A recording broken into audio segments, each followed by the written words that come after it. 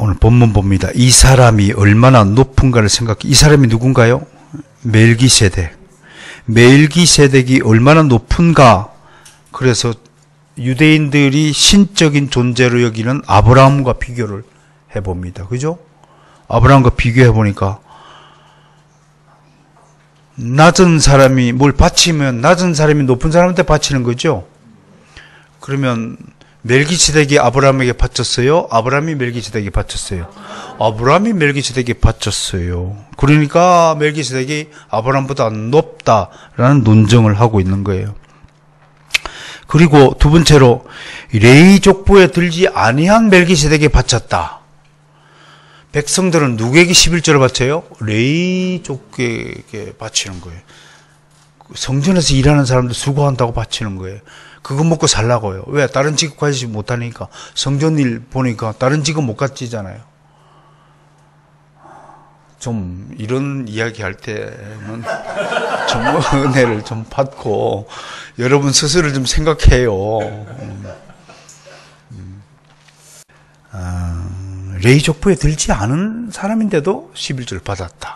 그러니까 참 신비한 인물이죠. 그죠? 신비한 인물이. 아브라함이 바쳤다.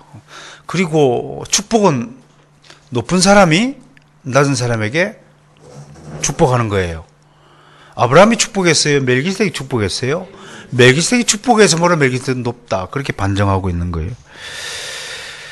그 다음에 중요한 반증이 뭐냐면 레위 족속들은 다 죽을 자인데 멜기세덱은 죽지 않는 자다. 왜? 시작도 없고 끝도 없고 족보도 없으니까 영원한 하나님의 대제사장 멜기세덱이니까 그런 점이 다.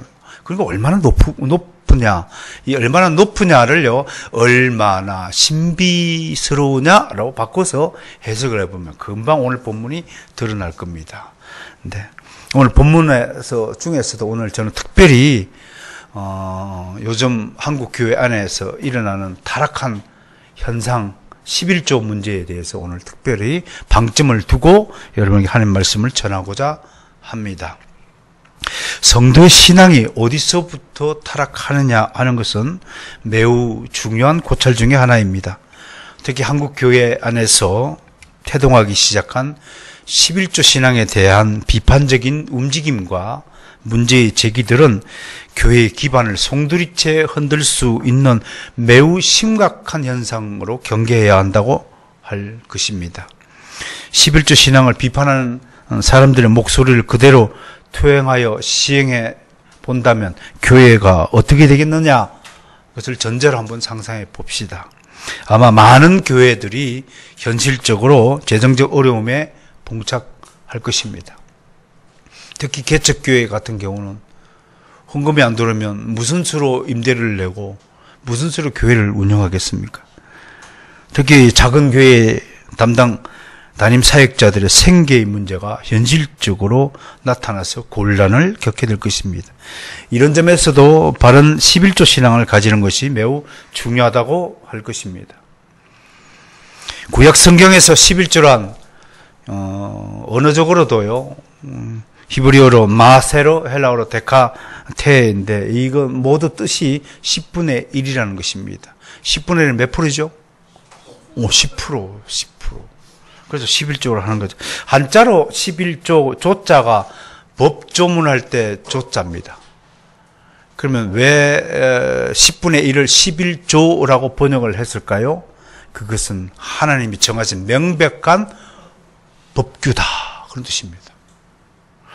다시 설명합니다. 11조는 단어적으로 그대로 한문을 그대로 풀이하면 하나님이 정하신 법조문이다.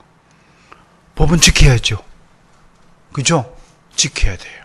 지키라고 11조다 라고 할 것입니다. 무엇보다 11조는요, 성경에서 여호와께서 구별하신 성물이다, 거룩한 물건이다, 물질이다, 그렇게 말하고 있어요. 레위기 27장 30절 한번 찾아보고 있습니다. 레위기 27장 30절.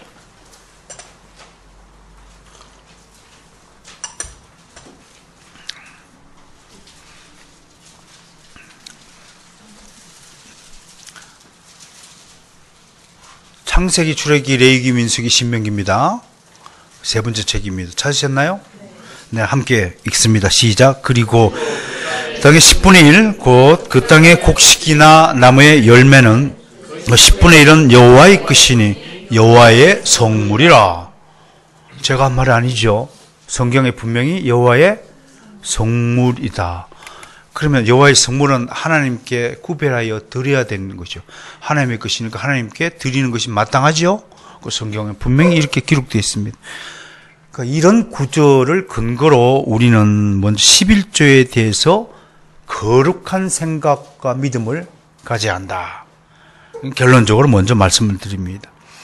11조의 문제는 세태가 변하거나 시대가 바뀌어진다고 해서 이 조문이 변경되거나 삭제되는 그런 것이 아니라고 하는 것입니다. 제 아무리 시대가 타락하고 변질된다 해도 하나님은 여전히 이 우주 만물을 통치하고 계십니다. 아무리 세태가 악하다 할지라도 11조 신앙은 교회가 지속되는 한 영원한 규례로 지켜져야 할 것입니다. 그렇다면 11조 신앙의 의미가 무엇일까 한번 따져보겠습니다. 첫째, 11조는 신앙 고백의 하나입니다. 우리의 믿음을 고백하는 겁니다. 알다시피 인간의 존재 목적이 우리 소율이 문답에서 그러니까 하나님의 영광을 위한 것이죠. 하나님께 영광을 올린다는 것은 하나님을 기쁘게 한다는 것입니다. 여러분, 지난 한 주간 하나님을 많이 기쁘시게 하셨나요? 하나님이 정말 내가 너의 신앙 고백을 들으니 네가 하는 그 신앙을 보니 내가 정말 기쁘구나, 그런 마음을 가지도록 충성하셨습니까? 아니에요? 아멘입니까? 여러분, 하나님이 기뻐하신 사람의 행위 중에서 하나님이 제일 기뻐하는 게 뭡니까? 믿음입니다. 믿음을 드리는 것이 가장 기쁜 것입니다. 그 11조를 드리는 것은 믿음을 드리는 것이다 라고 봐야 한다고 하는 것입니다. 로마서 14장 23절에 사도 바울을 통해서 하나님이 이렇게 얘기했어요. 믿음을 따라 하지 않는 것이 다 죄다. 믿지 않는 것이 다 죄라고 말하고 있습니다. 신앙 고백은 믿음의 고백입니다. 11조 신앙은 바로 믿음의 고백이다, 그렇게 말할 수 있을 것입니다. 그러니까 11조를 드린다 안 드린다 하는 모든 것은 의미가 없어요. 11조를 믿음으로 드리지 않고 강요에 의해서 억지로 자랑하기 위해서 드리는 모든 것은 의미가 없어요. 그건 믿음의 행위가 이미 아니라는 것점은 본인도 알고 하나님도 아는 것입니다. 여러분, 11조 헌금을 기쁘게 드리지 않는다, 그 말씀에 받지 않으세요. 가인의 예물은 아무리 그 풍족하고 훌륭하고 액수가 1억을 바치고 10억을 바치고 100억을 바쳐도 그것이 믿음의 예물이 아니면 하나님 기뻐하지 않나요? 사람은 기뻐할지 모르겠어요. 하나님 기뻐하지 않는다는 것 분명합니다. 두 번째, 11조 신앙은 감사의 예물입니다. 오늘 제가 제목을 감사의 예물을 드리자. 감사는 왜 감사의 예물을 드려야 되나요? 정말 감사하니까 드리는 거지요. 감사는 왜 어떤 마음인가요?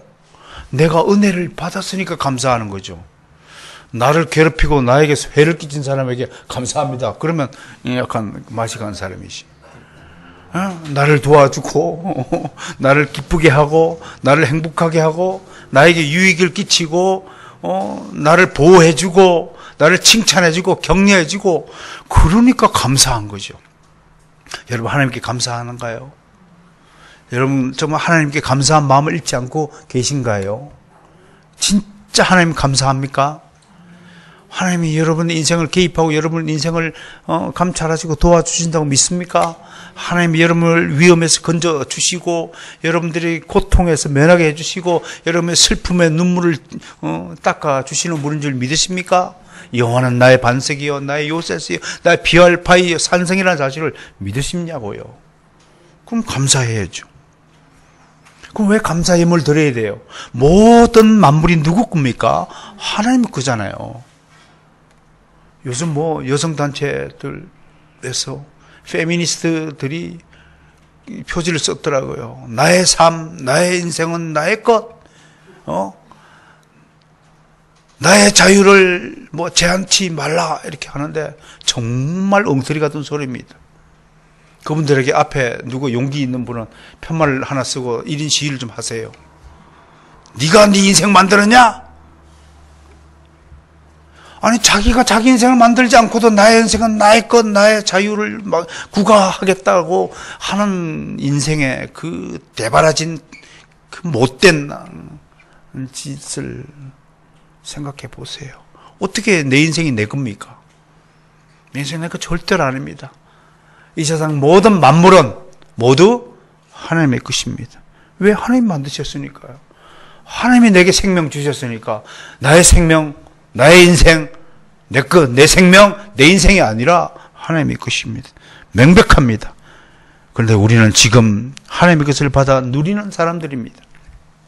하나님이 허락하신 것이기에 누릴 수 있는 것입니다. 모세는 신명기 8장 18절에서 이렇게 말을 했습니다. 내 하나님 여호와를 기억하라.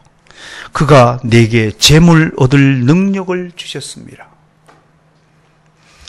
재물 다 하나님 거예요. 그런데 우리에게 주신 건 뭐예요? 노력하면 재물 많이 얻도록 프로그램 해두신 거예요. 땀 흘리는 자에게 재물을 많이 얻어서 부자로 편히 살 수 있도록 하신 것이고, 게으른 자는 가난하게 살도록 법칙을 정해주신 거예요. 재물 얻은 능력을 주심이라. 이같이 하시면 내 조상들에게 맹세하신 언약을 오늘같이 하게 하렸습니다. 언약이에요. 하나님이 정하신 약속의 법칙이에요. 따라서 노력하면 잘 살고 게으르면 못 산다.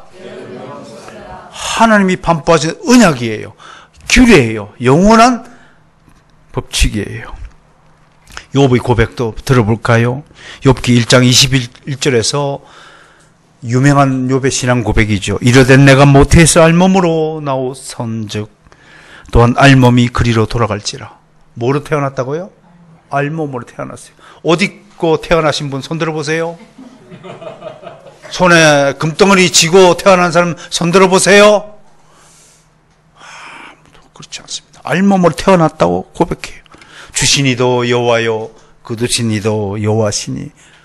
누구 이름만 찬송을 받아요? 여호와의 이름이 오직 찬송을 받을지어다.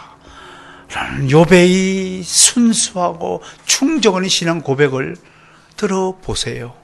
여러분들 입술에서 바로 이런 신앙 고백이 하나님께 올려져야 한다고 저는 생각을 합니다. 한마디로 인생은 오직 하나님의 은혜로 사는 존재입니다.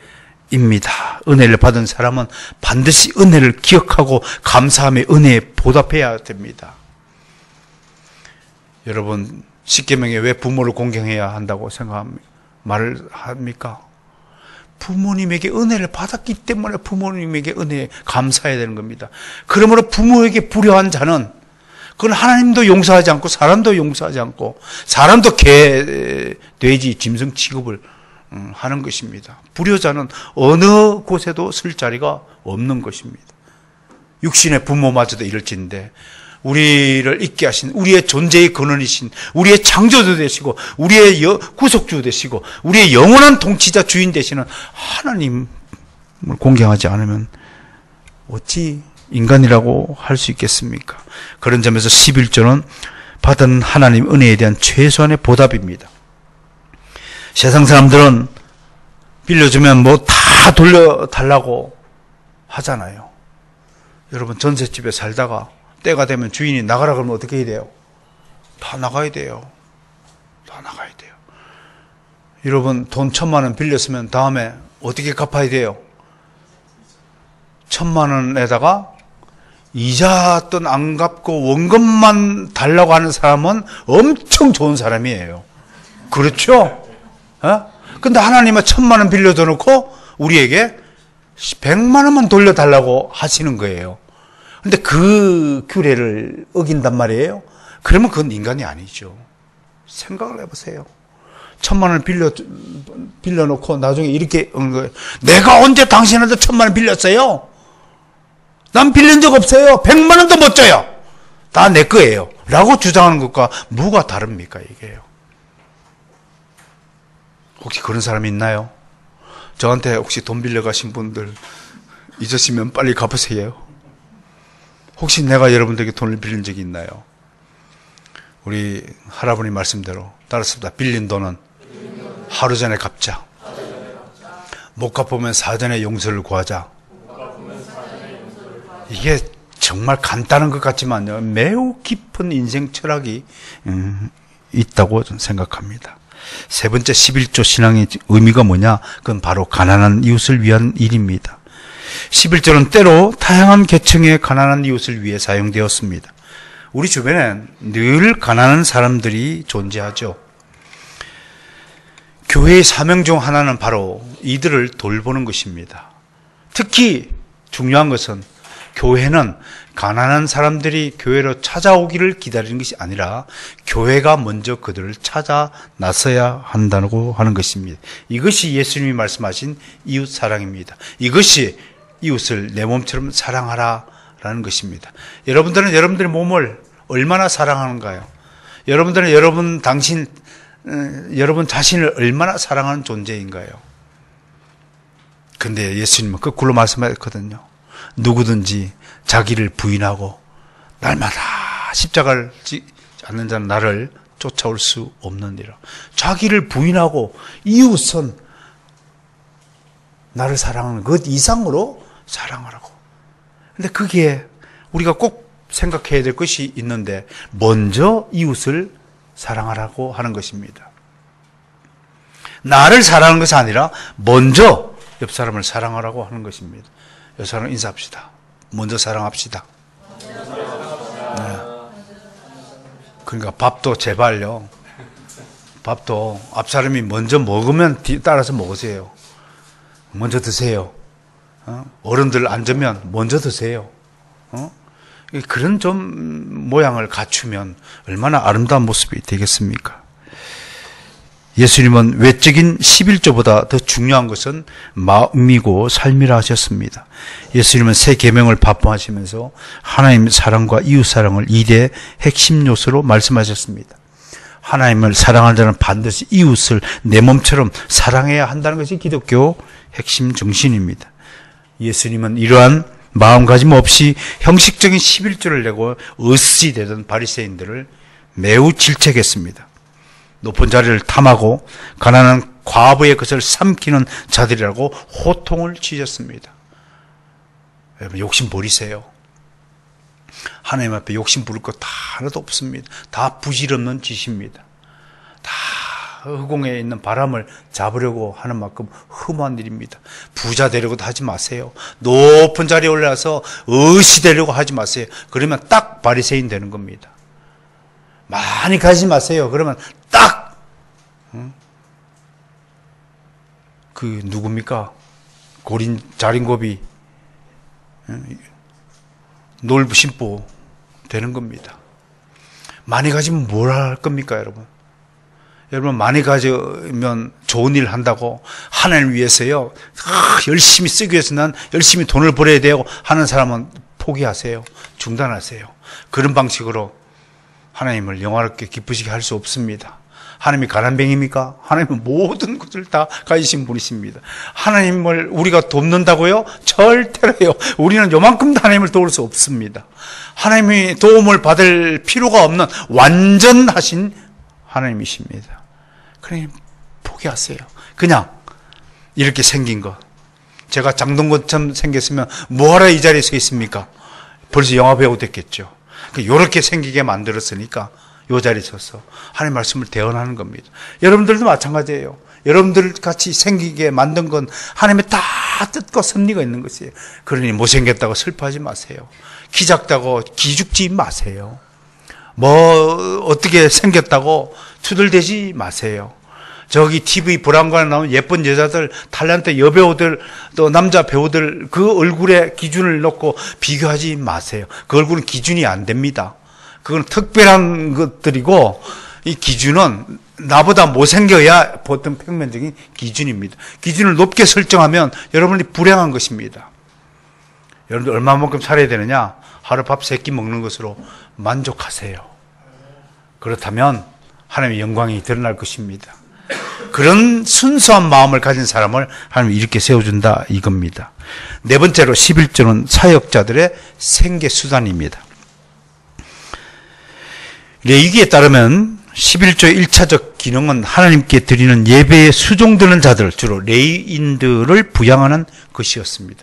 민수기 18장 21절에 보니까요, 내가 이스라엘의 11조를 레위 자손에게 기업으로 다 주어서 그들이 하는 일, 곧 회막에서 하는 일을 갚는다라고 했습니다. 하나님은 성전에서 세상 직업을 포기하고 하나님의 제사 드리는 일을 전담하여 일하는 레위인들을 불쌍히 여기시고 그들에게 백성들의 11조를 거둬서 그들의 생계를 담당토록 했다고 하는 것입니다. 이렇게 레위인들은 성전에서 일하는 대가로서 11조를 받았습니다. 한편 제사장들은 또 레위인들이 내는 11조를 가지고 먹고 살도록 조치하셨습니다.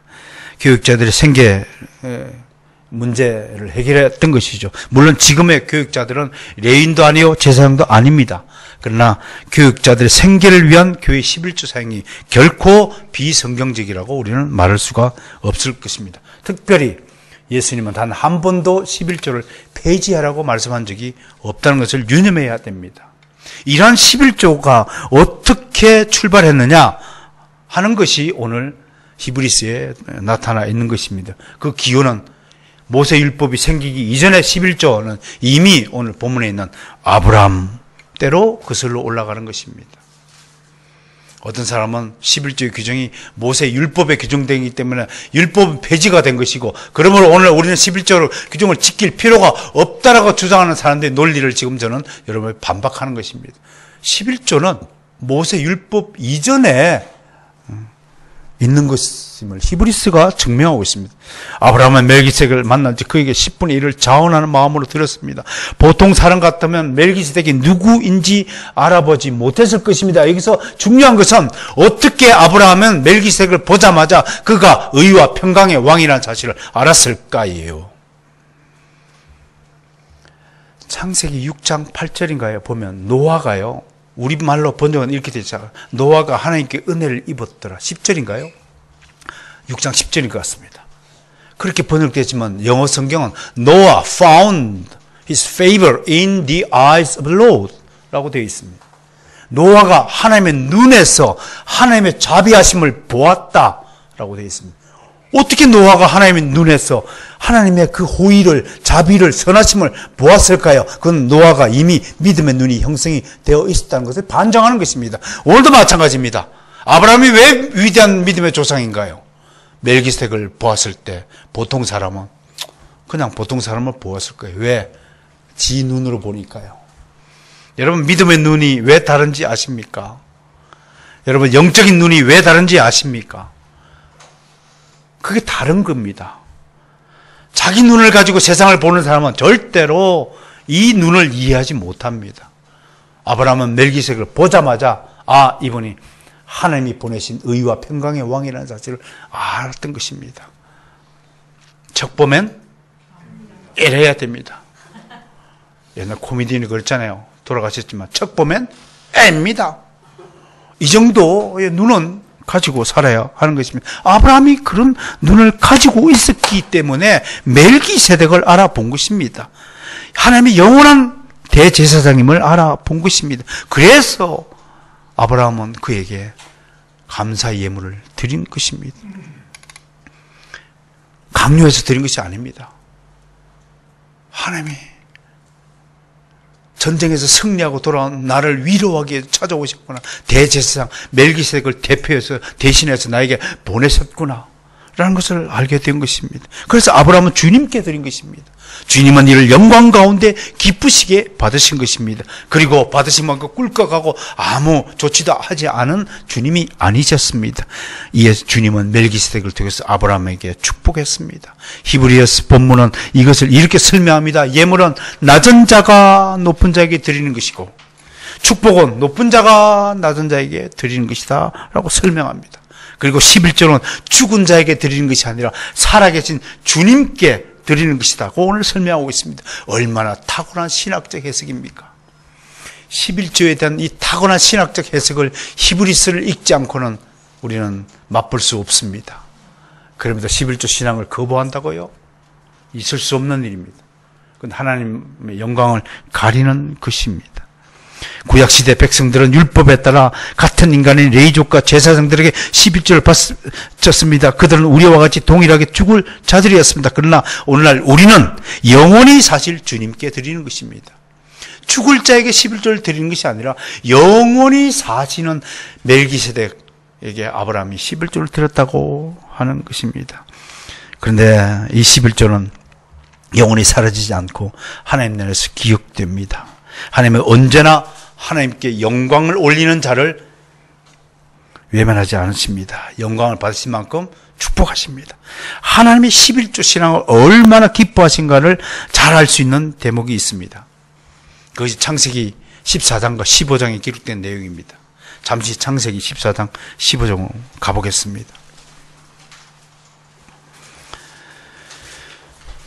여러분, 아브라함이 멜기세덱을 만난 곳이 어디냐면 14장에서 멜기세덱을 만납니다. 그렇죠? 그리고 만난 뒤에 하나님이 아브라함을 축복하는데 그것은 15장에 있습니다. 보셨죠? 확인했습니까? 그 축복의 내용이 15장에 있는데 요거를 하나 살펴봅니다. 먼저 1절 봅니다. 시작. 이후에 여호와의 말씀이 환상 중에 아브라함에게 임하여 이르시되 아브라함아 두려워하지 말라. 나는 내 방패요 너희 지극히 큰 상급이니라. 아멘. 지금 14장에 있는 아브라함이 어떤 상태에 있냐면 갈대아 우르에서 하나님께 부름받아 막 가나안 땅에 도착했어요. 무슨 말인지 아시겠죠? 가나안 땅에 도착했어요. 거쳐도 일정치 않아요. 세겜에다가 단을 쌓았다가 저 브엘세바로 내려갔다가 아직 어디서 정착해야 될지 결정하지도 못했던 시절입니다. 그리고 내 앞에 어떤 민족 족속들이 살고 있는지, 어떤 위험이 도사리고 있는지 도무지 가늠할 수 없는 불명확한 시절의 아브라함입니다. 이 아브라함에게 하나님이 나타나서 11조를 드린 그 결과로 받은 축복이 첫 번째가 내가 너를 지키는 보호자다라고 하는 것입니다. 아프리카의 어떤 부족들은 아이를 강대하게 키우기 위해서 만 13세 성인식을 치르기 직전에 꼭 하나 테스트를 하죠. 저 야수들이 우글거리는 숲속에 혼자 보내놓고 하룻밤을 지내게 하는 겁니다.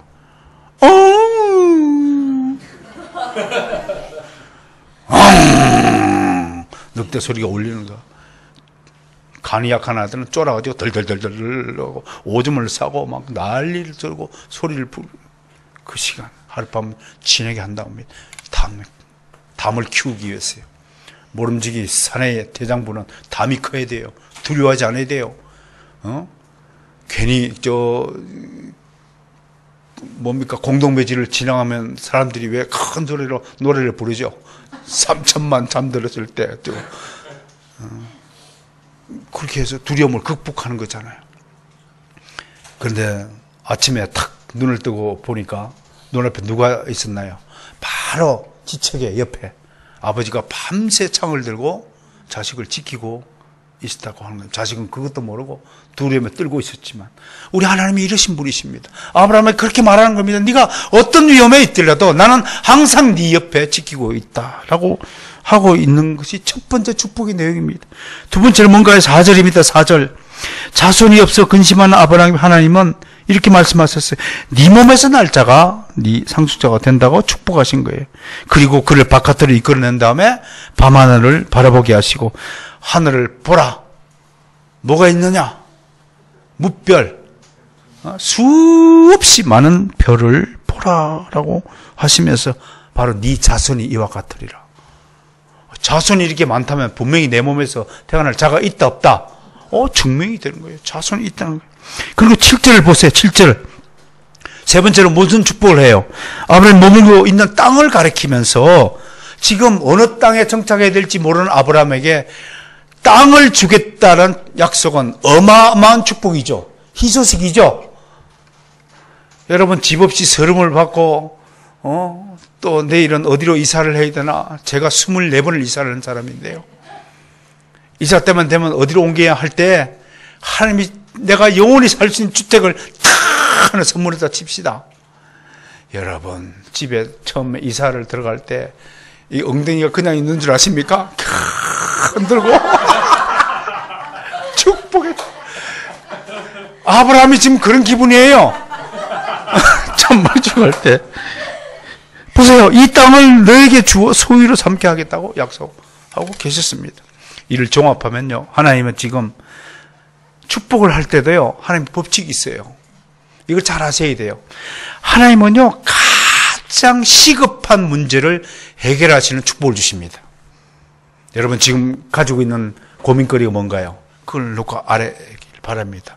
정말 진정한 축복은 바로 현재의 문제, 현안의 문제를 해결받는 것이 하나님의 축복입니다. 아브라함 보세요. 지금 뭐가 근심인가요? 자식이 없어서 큰 근심거리였습니다. 그 노년에 매우 쓸쓸한 세월을 보내고 있었습니다. 자식이 없어요. 할 때 자손이 없다는 것은 열심히 일하고 노력해야 될 동기부여가 안 된다는 겁니다. 우리가 왜 이렇게 열심히 일하고 돈 벌고 땀을 흘려요? 내 자손에게 조금이라도 삶의 터전을 마련하고다는 인지상정 때문에 그러지 않습니까? 그런데 아브라함에게 자식이 없으니 아브라함은 열심히 일해 재산을 축적하는 것이 재미가 없는 거예요. 돈 모으면 뭐 할 거예요? 자식한테 탁 보라. 아빠가 말이야, 이렇게 열심히 해서 네 잘되라고 땀 흘리고 있다. 이런 맛이 있어서 자식을 키우고 하는 것인데 아브라함은 그런 재미가 없는 거죠. 그런데 아브라함은 하나님이 자식을 주겠다고 하는 것입니다. 두 번째, 아브라함의 현안이 무엇입니까? 아브라함이 당면하고 있는 가장 큰 고민거리가 뭐예요? 땅입니다. 왜 이 지구상에 내 명의로 된 땅 한 평도조차 안 주는지는 저는 알 수 없지만 어찌된 영문인지요. 아브라함에게 땅이 없다는 것은 맨날 떠돌이 나그네 생활을 해야 된다는 것을 의미합니다. 그런데 아브라함과 그 자손들이 지금 전쟁을 치르고 왔을 때 이미 318명의 사병을 거느린 아브라함의 대가족이 살아가려면 318명이면 적어도 2만 평, 3만 평은 있어야 되지 않겠습니까? 그 땅을 하나님이 주신 것입니다. 그 땅이 이름이 무엇입니까? 젖과 꿀이 흐르는 가나안 땅이었습니다. 아무튼 아브라함은 하나님으로부터 큰 근심거리였던 두 가지 현안 문제를 해결받는 축복을 받았습니다. 나는 분명히 여러분에게 하나님을 대신하여 말씀드립니다. 여러분, 지금 가지고 있는 가장 급한 시급한 문제가 무엇인지를 하나님께 아뢰시길 바랍니다. 그 아뢰미 정말 믿음의 고백일 때 하나님 영광 받으시고 그 문제를 해결해 주십니다. 응답받기를 저는 축원합니다. 응답받고 다음 주에 할렐루야 여기 나올까 기뻐 춤추고, 엉덩이가 문제입니까? 온 마음을 다이지 웃옷을 벗고 춤을 추듯이 할렐루야 하나님의 응답을 받았습니다, 하나님께 축복을 받았습니다 하는 여러분들이 되시기를 저는 축원하는 것입니다. 아브라함으로 시작된 이 11조는 야곱을 거쳐서 700년 800년 뒤에 모세의 율법으로 명문화되었습니다. 이 명문화된 11조를 정리하면 세 가지 종류의 11조가 있습니다. 첫 번째 11조는 민수기 18장에 있는 레위인과 제사장을 위한 11조라고 하고, 이걸 제1의 11조라고 합니다. 조금 전에 설명을 했기 때문에 더 이상 여기에 대해서 설명하지 않겠습니다. 그런데 두 번째 신명기 26장에는 제2의 11조라는 것이 있습니다. 제1의 11조를 낸 다음 나머지 부분에서 또 10분의 1을 따로 드리는 것을 말합니다. 이건 뭐냐? 무슨 목적이냐? 절기나 축제 때 쓰는 비용입니다. 그러니까 100만 원을 치면은 제1의 11조는 10만 원을 드리고, 그 얼마 남았어요? 90만 원 남았으면 90만 원에 9만 원은 특별 행사, 절기 때나 축제 때 쓰는 비용으로 또 따로 내는 거예요. 그게 제2의 11조입니다. 제3의 11조는 뭐냐? 이는 제2 11조 중에서 특별 헌금이 있죠. 9만 원씩 낸 그 11조를 3년과 6년째는 오직 다른 데 축제 절기 때 쓰는 것이 아니라 3년째와 6년째 드리는 제2의 11조를 가난한 이웃을 구제하는 구제헌금으로 쓰도록 한 것을 제3의 11조라고 하는 것입니다. 물론 이 11조는 현재 국가가 형성되고 사회복지의 기능을 담당하면서부터 폐지된 것입니다. 이 기능 국가가 대신 하는 거죠. 이스라엘의 경우엔 포로 기한 후에 느헤미야 총독의 진두지휘 아래서 서서히 국가의 체계가 갖추어지면서 구제 11조를 교회 대신에 국가가 시행하는 것입니다. 국가가 이 구제 복지 사회복지를 대행하라고 우리가 국가에 세금을 내는 것이다 라고 하는 것입니다. 우리는 이제 교회에다가 제3의 11조를 내지 않고 국가에다가 세금을 내는 것으로 대체가 되었다고 하는 것입니다.